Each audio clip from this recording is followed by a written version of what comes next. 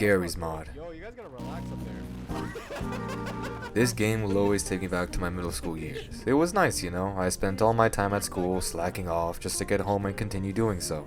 Yeah, maybe not the most comfortable set of years. Every time I ask somebody about those times, they get this wicked nasty look on their face, like I just punted their firstborn child into a trash compactor. They then say, "Oh hell nah," in their preferred method.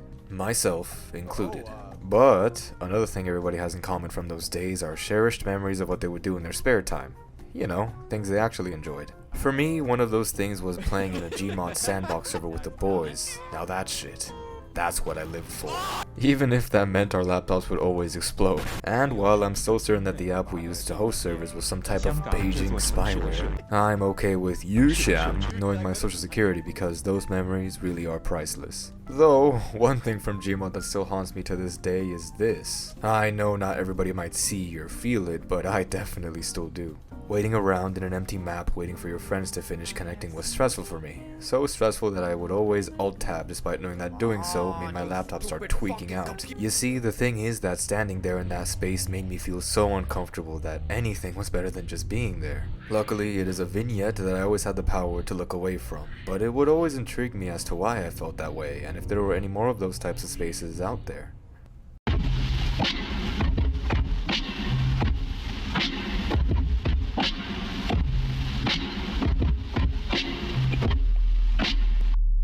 Liminal spaces. They're all over the place. You can't really go anywhere on the internet without at least hearing about them, and most likely we've all seen them. They are these places that evoke many feelings: fear, nostalgia, confusion. But no matter the feeling it gives off, there is always one that is present. An overwhelming feeling of wrongness that makes you uncomfortable. There are, however, a couple of things that all good liminal spaces have in common.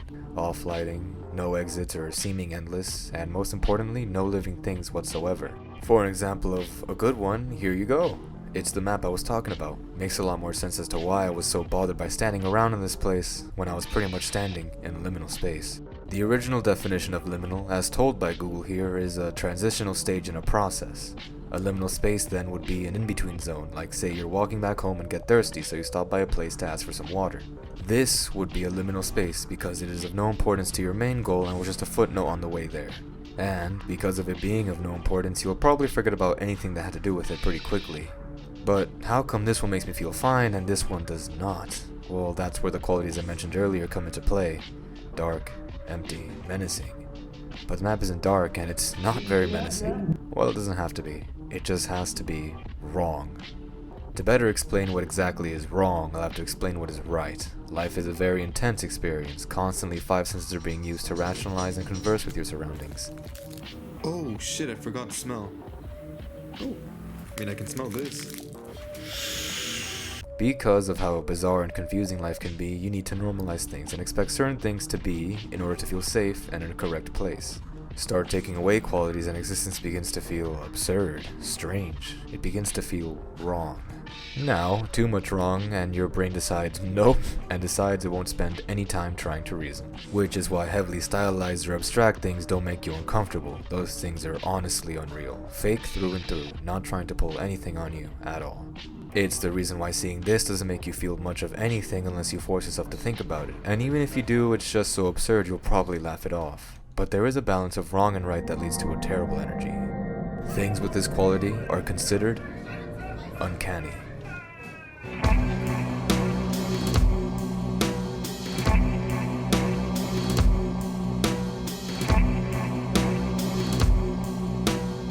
As a quick refresher, uncanny is a description given to things that look sort of right but something is just off. It's why dolls, mannequins, and even just places can make you feel uncomfortable. The reason I see as to why this happens is because uncanny things feel like a crude disguise, some type of attempt at passing your suspicion that failed. Because of this, uncanny things inherently feel deceitful, malicious. They feel like a wolf in sheep's clothing.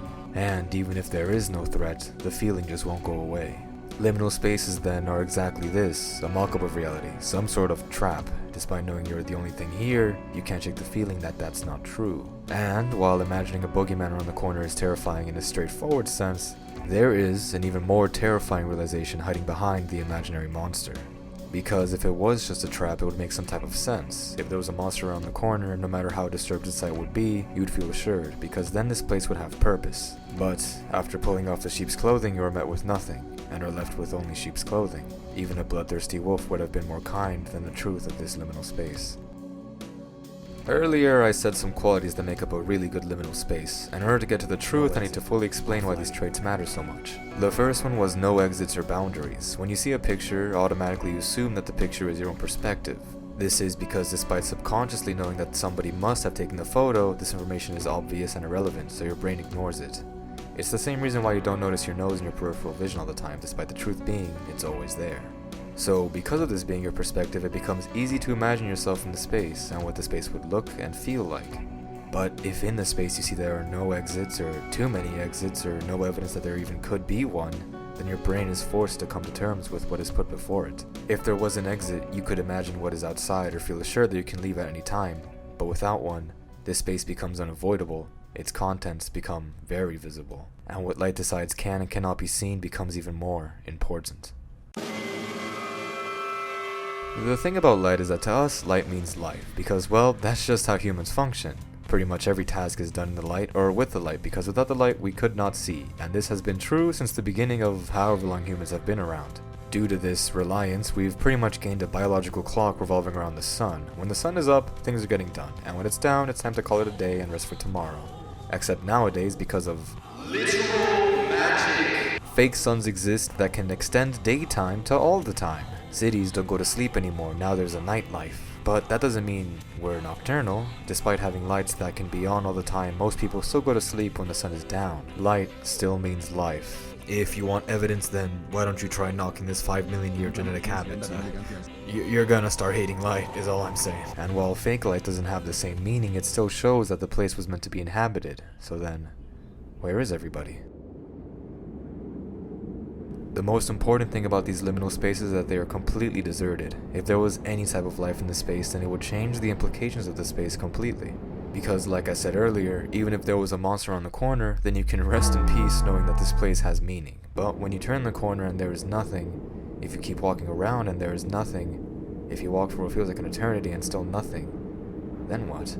After pulling off the sheep's clothing, you are met with nothing and are left with only sheep's clothing.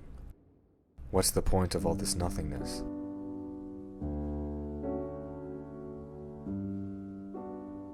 Pens are pretty simple tools. It's a stick with a point, and its purpose is for people to express their perspectives, their point of views. If there were no more point of views, then pens would lose all purpose. Similarly, eyes are also very simple tools. They are spheres with dots that allow people to have a literal point of view. Not to be confused with a person's point of view, which is something ethereal that all intelligent life has.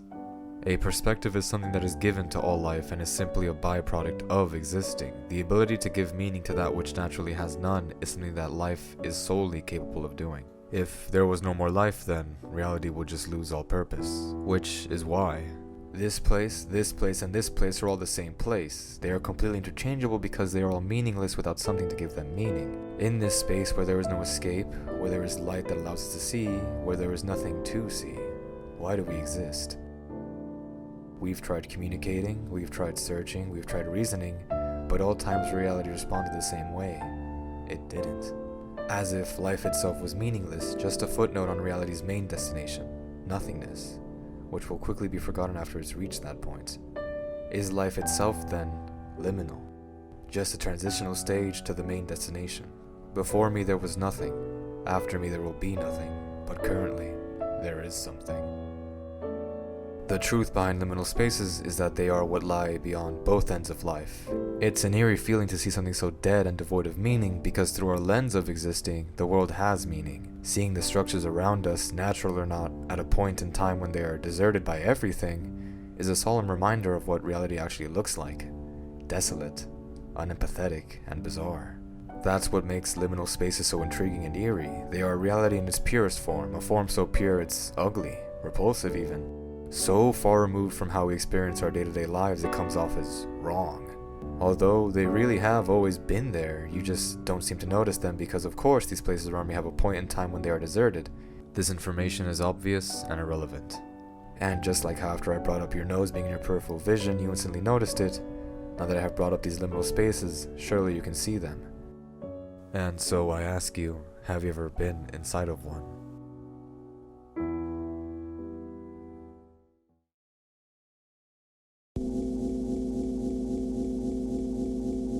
Looking at my room late at night, it reminds me of a picture of one of those liminal spaces. Viewing this picture, I feel nothing. When I was 4, despite having my own room, I could never sleep alone in it because it felt like there was a monster under my bed, so I always slept with my parents. Back then, being alone in my room made me feel fear. Due to circumstances after that time, I wouldn't have my own room again until I was 10 years older. Now that I was 14, sleeping alone, instead of being enveloped by a feeling of fear, it was a feeling of dread. One day, 2 years later, I had just gotten out of night school and went to go use the restroom. After I left it, the school was completely empty. No classmates, no teachers, no janitors even, nothing. There, the same feeling of dread would come over me, but seeing the school this way felt so strange I became fascinated and decided to stick around despite feeling uncomfortable. Walking around, I realized where the dread was coming from. Nothing does not want me to be here. Yet despite what nothing wishes, I remain. I look behind me and see nothing. I look in front of me and again see nothing. Nothing wants me gone from here, yet I remain. If here there is nothing, then why am I here? The atonement for being something where there is nothing, then, must be this feeling. But now, 4 years later, when I look at my room all alone late at night, I feel nothing. I no longer feel uncomfortable, but I am now uncomfortable with how I feel. Is this what it means to have come to terms with the liminal? It's the purest form of the opposite of life, death, oblivion, the end. But because it is the exact opposite, a complete reflection, you can use it to better define life itself. Through this mirror we can view the true meaning of existence, what it means to be alive. You wake up. Maybe somebody forces you out of bed, maybe not. If nobody did, then you get yourself out of bed eventually, however long that takes for you, and you go to start your morning routine, where you do many things and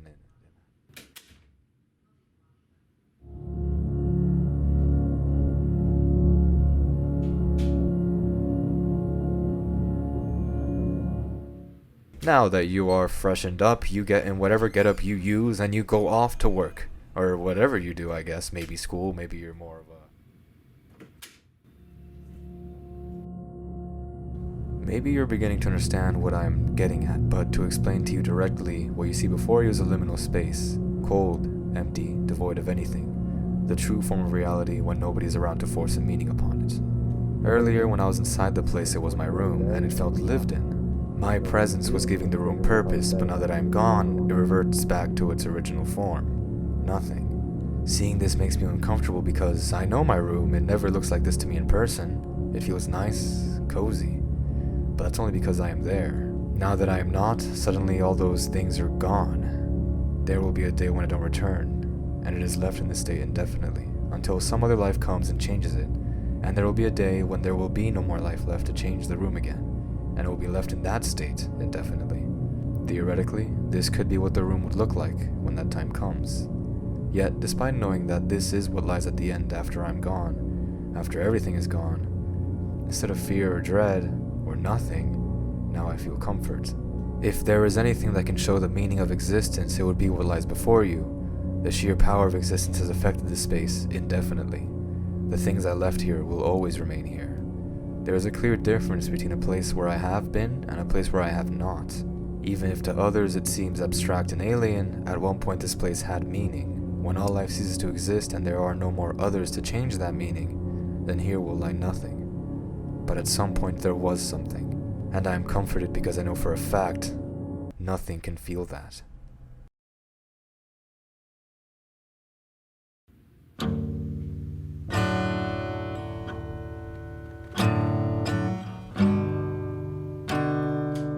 It's been a long, noisy day. You lay in your resting place, tired and exhausted. The noise caught on to you, so your rest is delayed. But soon it too will be on its way. You lay in your resting place, calm and surrounded. The quiet has caught on to you, so you rest now, or so they say. Dreaming dreams in the place you laid. The shadows watch now the show you displayed. Awaiting the day they'll watch over the place you laid, paying their respects with a slow decay. Awaiting the day they will watch where all have laid, paying their respects by remembering what they say.